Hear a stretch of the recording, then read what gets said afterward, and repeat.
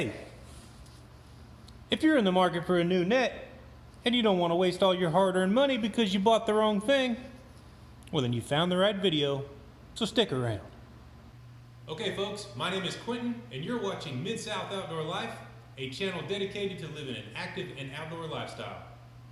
And if you haven't already guessed, today's video is geared toward our fishing audience because we're talking all about cast nets. The main reason that I wanted to cover this topic is because if you, like me, are in an area where your local fishing stores don't carry a good selection of cast nets, then that means you're forced to buy them online, and that can be tricky, especially if you don't know much about cast nets and the different varieties and the different mesh sizes and the different price points. So that's what we're going to go over today. As you can see, I've got 5 nets here in front of me, and we are going to talk about all of these. We're going to do some cross-brand comparisons and talk about the pros and the cons of each one to try to help you not only save money, but certainly keep from wasting money on the wrong net. Starting over here, this is a 6-foot net. It's a 3/8 inch and the brand is BETTS. Right here, we've got something really similar. This is a 6-foot, 3/8 inch mesh, and we're just going to call it brand X because it's essentially a knockoff of this net. These nets over here, quite a bit different. These are 1-inch mesh. Both of these, they're 1-inch mesh nets. This is a 7-foot, this is an 8-foot. This is a BETTS, this is a brand X, essentially a copy of this. So what's the first key component in picking out your cast net? Well, in my personal opinion, it's your mesh size, 3/8, 1 inch. They make them in all sorts of varieties. You can get them at 1/4 inch, you can get them up, I think you can get them up to close to 2 inch. And all that has to do with is what size fish do you want to capture, and it kind of delves into how deep do you want it to go. Because the smaller the mesh, the more slowly it will fall, and essentially the less depth you can cover. Not only that, but if you end up kind of with an in-between size, meaning it's a little bit too big and a little bit too small for what you should be throwing, then you're just going to end up killing your bait because you'll be gilling them, and that's not what you want to do. So for my personal needs, I have found over the years that I really only need 2 mesh sizes. I need a 3/8 and a 1 inch. And the reason for that is I'm generally either going after small shad and creek chubs, that type of thing that's under 3, maybe 3 and 4 inch, or I'm going after something larger like Asian carp, skipjack, bluegill, that sort of thing, and that's where the 1-inch mesh comes in. Anything in between there I find to be nothing more than a hassle. When it comes to the actual size or diameter of the net, 6 foot versus 8 foot or something in between, it really comes down to the location that I'm going to throw it and how deep do I want it to go. A bigger net is going to be more efficient at larger depths because as it closes, as it falls, you'll still have more net by the time you get deep. But then beyond that, if you're throwing in a tight area, you need a smaller net. Like occasionally I'll throw into a little creek or even a city drain. I need a smaller net for that. So now it's time to compare the apples to the apples, or the dollars to the dollars, or the brands to the brands. Right here we've got a BETTS net. As I mentioned, it's a 3/8, it's a 6 foot, it's made by BETTS. This is a copy of the BETTS. 6 foot, 3/8, but it's quite a bit different, and I'm going to tell you ways that it's different. For this 6-foot net, you're probably going to pay about 50 bucks. For this 6-foot net, which by the way, you'll find this under probably a half a dozen different brand names, all made by the same person, I'm quite sure. But 50 bucks to, I don't know, you might see this as cheap as about 28 in a rare case. Most of the time it's going to be around $36 to $41 for this net. So anywhere from a $10 to $20 difference between these two. What are the differences? First off, this horn is made of a much more dense plastic and probably going to hold up a lot longer than this horn. What about the braille lines? Well, to be honest, they look extremely similar. This one is just slightly heavier than this one, but we're talking a minuscule amount that will affect the fall rate. But this net's going to make up for that fall rate in another way. Let's talk about the hand line. Well, to be perfectly honest, I kind of like the hand line on this brand X net a little bit better because it is a little bit longer, but beyond that, it has a cuff, the little elastic cuff, rather than just a loop that the BETTS has. That being said, the really long line that comes with this net, and it's really long, it's like 40 feet, it's overkill. This net is not efficient at those depths. So for most cases, there's no reason for it to have that much hand line. And in fact, when I tear this net up, I'll probably save that hand line and use it on a different net. How else are they different or similar? Let's talk about the net itself. Obviously, they're both 3/8 inch and they're both mono. I can't say that I've noticed a difference in knot strength. I can say that it seems as though the mono on this net may be of lesser quality. And the reason for that is it's less supple than this net right out of the package, and after use, this one is less supple than this one. But additionally, this one began to show small tears and is in need of repair before this one. That's subject to the variables that I put them through, but that's just what I've noticed. Moving on from that, let's talk about the lead line. Or in this case, the not lead line. And this particular aspect right here may very well be the #1 reason why it's not a good idea to go cheap on your cast net. These are made of steel or some kind of pot metal, and there's a couple problems with that. One is they rust. You might be able to see the rust in the bottom of that bucket.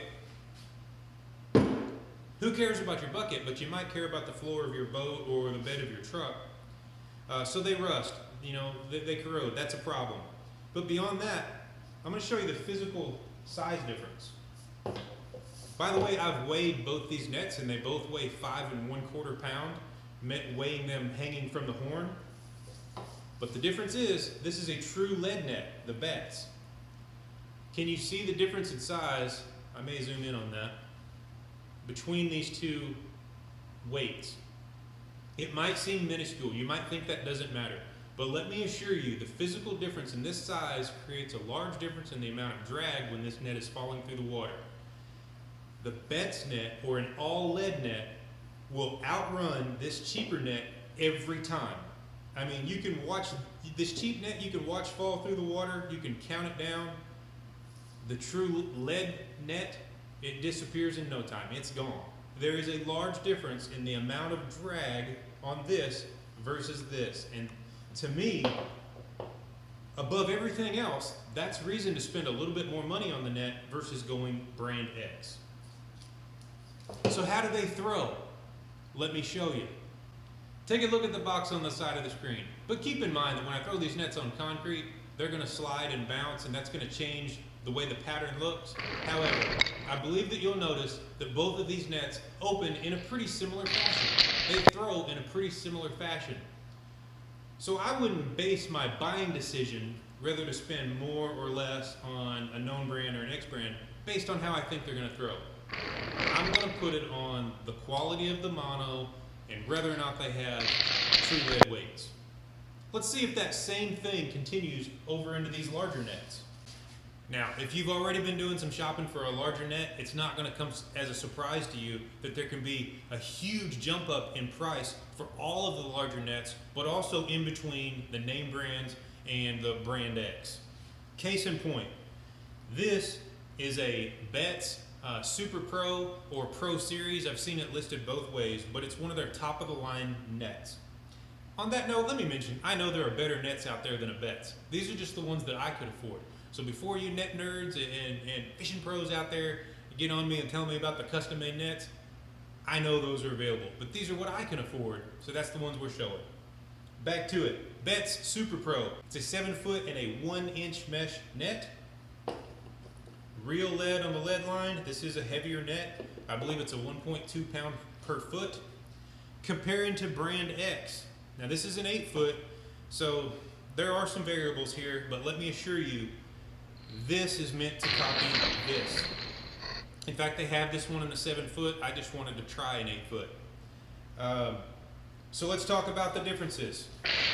Once again, this seems like a really good quality horn on here. It's a very dense plastic. I suspect it will never break. This is cheap crap. I feel like with a little bit of sun exposure, this one is gonna crack. Let's talk about the hand line. I've changed out this hand line. This is not what it comes with. every BETTS net that I've ever seen comes with this heavier green hand line. I wanted to try one of these lines because it sinks.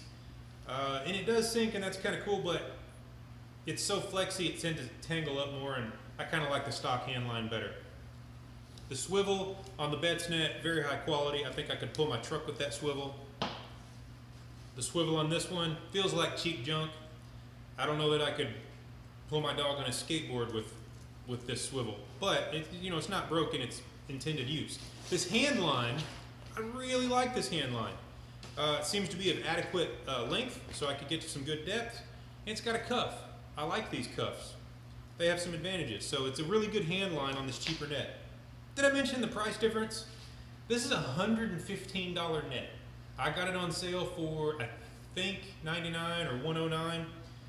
But this net will run you anywhere from that $109 to maybe $130. I think I commonly see it for about $115. This is a $75 to $85 net. So a pretty big difference in price, and obviously a different price point than these smaller 3/8, smaller diameter nets. This BETTS Super Pro, by far, no question about it, the best feeling mono of any net I've ever thrown. I have some friends that have some of those really nice nets that I have not stepped up to yet. This is on par with the quality of mono on any net I've ever seen. Straight out of the box, I mean, you can see how supple this is, but straight out of the box, extremely supple and easy to manage. It feels extremely durable. I've never had to repair this net, and I have had it hung up. Superior mono, no question. Brand X, to be honest, this has been quite good. You can see how supple it is. Now this net has a lot of miles on it, so that has helped to break it in. But I have had to repair this net some. I could probably dig through here and show you some of the repairs somewhere, but I'm trying to keep this video under 20 minutes. But good mono, I like this. I can't complain about that. Back to the BETTS. We got the real lead line or weight line. I can't complain about that. It falls great. And that is where this net is going to fall short. You see these black weights on here? Those are just plastic cases. They are there to cover up the fact that this has a cheap pop metal or steel weight. You might be able to see how that one's starting to break off there. Some of them, the cases have completely busted off. Of course, I can't see one for the video right now, but they're breaking off of there. And what does that mean? It means it's going to get rust everywhere. It's going to be, if you leave it sitting in the boat or the back of the truck or wherever, it's going to get rust everywhere. But beyond that, the biggest problem, the size, man. Not only do they have that cheap pop metal weight that is, bigger than the lead, but it's also covered in plastic to try to cover up the fact that it's just a little corrosion incident waiting to happen. Which one do you think falls through the water faster? The slim one.